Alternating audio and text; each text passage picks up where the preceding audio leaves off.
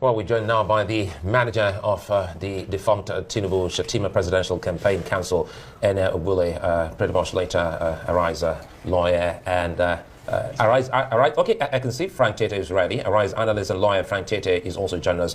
Well, good to see you both, and thanks for your time. Let's start with you, Ene. Well, we saw you earlier today. You were out there with some people of like minds who still have an idea of what this government is about, and you just heard the FCT minister saying that information is key here. Help us make sense of what you and your team have been saying that would make, or that might make the other camp, which is those who are agitating, see reasons with you. Well, good evening, to people here in the studio. Good evening, Nigerians, and good evening to all well-meaning Nigerians. Well, like earlier introduced, my name is Ene Obule. I was the manager of the defunct APC Presidential Campaign Council, and most importantly, a very patriotic Nigeria who at all times wish Nigeria the best, as a matter of fact. Wike said something that is very key. Information, they say, is power, as a matter of fact. For all that I know, and for all that I believe, the Tinubu government is out to deliver on the dividends of democracy to our people. Tinubu, as he has always been known, has been a very patriotic Nigeria for her accommodation.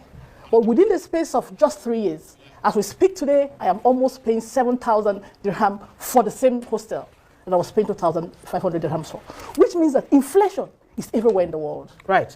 Okay, very quickly. Frank Tietie, well, Ene here is saying, look, what's happening in Nigeria is not peculiar to the country. The global headwinds, I mean, you cannot really divorce or keep Nigeria away from, the prevailing situation globally. But I'd like to get your response to that. And, of course, your assessment of today's protest. Do you think it has met the objective?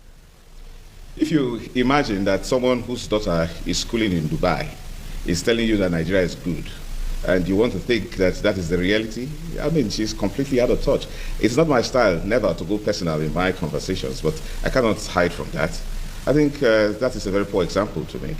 Your child schooling in Dubai, when we are talking about a number of Nigerians in the millions that hardly have bread to eat before they go to sleep. There is no doubt that the president has just stayed for 1 year, but in that 1 year, so much has happened. It's as if the president was on a mission to increase the suffering and hardship of Nigerians foisted by the immediate past president, Muhammadu Buhari. But I also don't want to join the bandwagon of condemnation. So let's find a solution to the situation. And that's the reason why we take our time always to do what we are doing, to see, hoping that policymakers and implementers of government programs may get perspectives that will help them. But in Nigeria, it's different. Once there is a kind of state capture, when the people are ensconced in power, they just go deaf. They don't listen to anybody. They manage power. And the contestation, or rather the contest, the competition right now, is to outdo a previous administration in self-enrichment, in disregard for the citizens. Let me tell you. And I borrowed this from this morning's show, when Dr. Abati referred to the fact that why wouldn't the president address his people all this while? In the example of Governor Sanwo-Olu of Lagos State, on how in addressing demands. I've followed crisis in Africa. I've studied it even at the master's degree level. And I realized that some things come too late. Yes, I don't think it is good to just go ahead and be protesting without end, without a measurable demand. If the Constitution says you've got a right to protest, the Constitution also says that there are ways of changing governments in Nigeria. So first and foremost, those who are protesting should banish it from their mind that they intend to change the regime of President Bola Ahmed Tinubu that has been declared constitutionally as president. However, we can't be a country that is at war with itself. Today, the protest, to me, was largely successful, especially in the FCT where I live and where I also monitored it real time.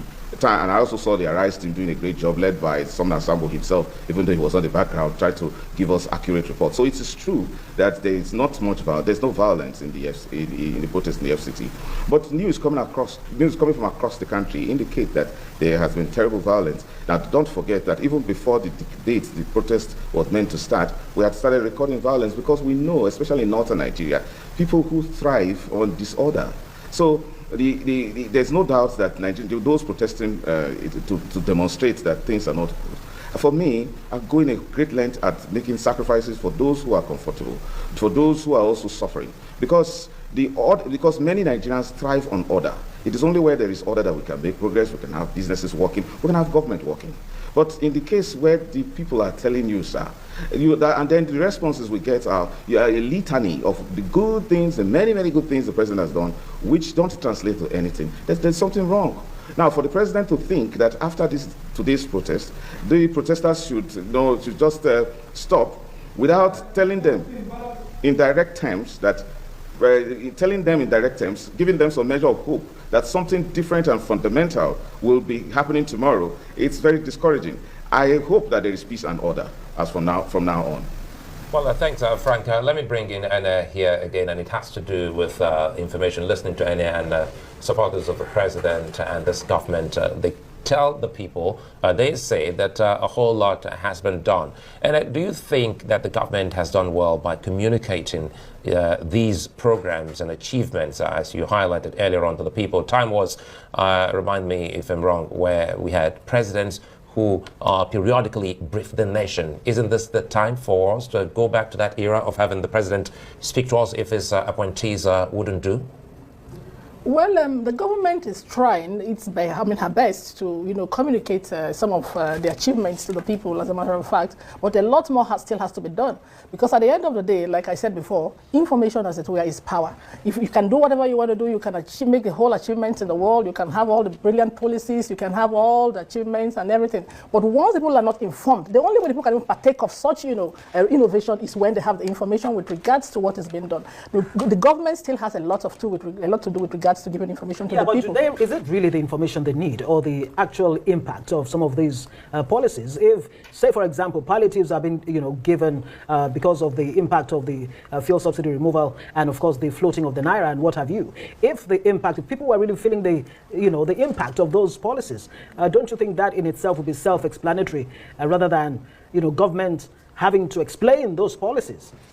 You see, and besides, how many people really can say that they have received any of these palliatives? Well, I'm not the minister, as a matter of fact, but I can tell you that a lot of people have, been able to receive the impact of some of this palliative that is being given across. And the truth of the matter is, everybody cannot get this palliative at the same time. These things are in stages. Some people have this year, others have the next month, and others have the next month. The problem is, even those who have gotten, most times are not satisfied with what they have. Government cannot satisfy everybody at the same time. And of course, occasioned by the recession that every country of the world is in right now, things are done little by little everywhere. And some of these people get this, some of these palliatives, and what to do with them again becomes a problem. Some people get these palliatives and they just go and waste them. Some get these palliatives and don't even know what to do with them, and so on and so forth. So we don't play with this. I'd like to bring this to Frank, since it looks like NA hasn't actually dealt with what I asked. Frank, do you think the government, the president and his appointees are doing a good job of speaking to the people and having a conversation with the people? Time was, we had programs like the President Explains, President speaking to the people. Periodically, we suddenly stopped all of that, even when the country is in dire straits. In straight answer to your question, the president and appointees are doing a very bad job. Now, I will do everything possible within my might to protect the authority and the person of the President of the Federal Republic of Nigeria with respect. And that is the symbol of unity of Nigeria. So I am not going to attack the president. But with the likes of people like Bayo Nanuga, this evening, I was appalled at what he was posting on Twitter, that is X, depicting pictures of persons who are looting. He seems quite so without empathy. I said, look, are these the kind of people who advise our president? At this critical stage, he brings himself to the point where he's sharing pictures of people who are looting and then trying to justify how much of a failure the protest is. I said the president must be having a real bad day. And I'm not surprised. Because if former President Buhari was accused of nepotism, President Bola Tinubu appears to be doubling down on Lagos-style nepotism, where he carried his Lagos crowd that he appears to have trusted, the Onanugas and the rest of them, the Wale Edunus, to come and be running a highly diverse country like this. And that's the reason why somebody who's not doing anything but politics is able to send her daughter to school in Dubai, whereas the larger population of Nigerians, 90% of them are suffering.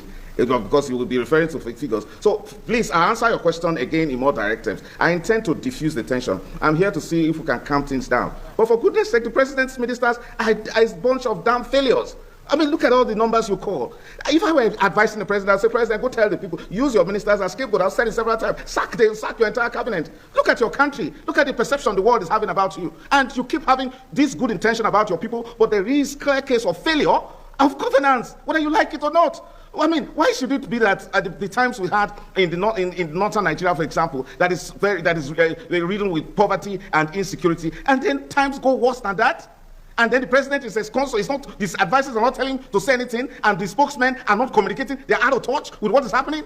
Please, I really wish we don't have to be a country that is fighting against ourselves. We should be ashamed. But look at this. Somebody is telling you that we're suffering and dying, and then you sit in one place, comfortable and earning salaries, and they're telling a different story completely because you have access to government perks and privileges. No, let's come down and see we can find solution to these things. And it lies in one man. Look at all of them. We didn't elect them. We didn't elect Onanuga. We didn't elect these ministers. We elected one man. I gave him authority and expect in all presumption that he acts in the best interest of Nigeria. But he cannot be everywhere. And we see all these people who are meant to communicate his programs, a bunch of damn failures. Right. I apologize for we don't have to raise the tension. Yes, indeed. I mean, there's no better time to try to calm things down, Frank Tietie. Now, Frank's argument, alongside the argument of many people, even before this protest, before this day one, is that the government, especially the president, is not engaging enough. It's not engaging Nigerians enough to use comforting words, to make them see reason why they should not lose patience. And the president's handlers are not even helping matters. Today, for example, many people think, look, this is a wasted opportunity, a lost opportunity by the president to address Nigerians and say, look, I have heard you loud and clear. Things are going to change for the better going forward. Rather than allow this protest to go into day 2, day 3, and day 10. Only God knows. Very quickly, I'm going to address one of the issues he raised about my daughter going to school in Dubai and all of that. My daughter has always been in school in Dubai even before I started politics with APC. I'm not an appointee of the government. Yeah, some might think maybe you're privileged, that's why you don't understand the issue. I do understand. I am a woman that has fought vigorously for the ordinary man. I have fought so many times to ensure that the lives of the ordinary men are made better by the day. But let us put that by the way. The truth of the matter is this. The president has, on different occasions, spoken to Nigerians to be patient with him. He has told the nation what his plans are. He has said, please, bear with me. I met a very terrible situation on ground. I am trying to see how I can ameliorate this situation. He has said it a countless number of times. But what you must understand is this. The people are dissatisfied. It's not their fault. There's actually hunger in the land. We agree with that. But what I'm saying is this. Whether there is hunger in the land, whether they're not getting what the people are not getting what they thought they should get, it's still a question of time. And the only way that we can go about it is not through crisis. Yeah, but don't you think it will make a lot of difference if the president himself addressed these issues frontally, directly? Which of the issues are we talking about? Which of the issues? The protest issue or the hunger? He's addressing it. He has admitted severally. He has admitted severally that there is hunger in the land and he's doing everything within his powers to ensure that this situation is ameliorated. Thank you for your time. We really have to go. We said that much. We'd like to thank you, Ene Ogbulie and Frank Tietie.